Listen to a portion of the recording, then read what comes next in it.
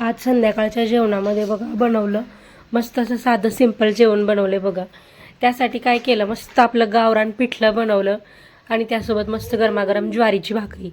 त्यासाठी काय केलं बघा, पहिल्यांदा 1 वाटी बेसन छान चाळून घेतलं, त्यानंतर यामध्ये थोडंसं पाणी टाकून छान याचं बॅटर बनवून घेतलं।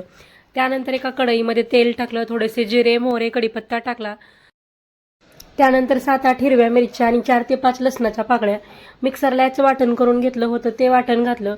ते वाटण तेलामध्ये छान फ्राय केलं। त्यानंतर एक मोठ्या आकाराचा कांदा बारीक कट करून घेतला होता, तो सुद्धा छान फ्राय केला। त्यानंतर 1 चमचा हळद घातली, व्यवस्थित अशी मिक्स करून घेतली। त्यानंतर यामध्ये आपण जे बेसनचं बॅटर केलं होतं ते बॅटर घातलं, चवीपुरतं मीठ टाकलं, थोडंसं अर्धा ग्लास इतकं एक्स्ट्राचं पाणी घातलं आणि छान असं 10 ते 15 मिनिटासाठी यावरती झाकण ठेवून बेसन मस्त असं शिजवून घेतलं।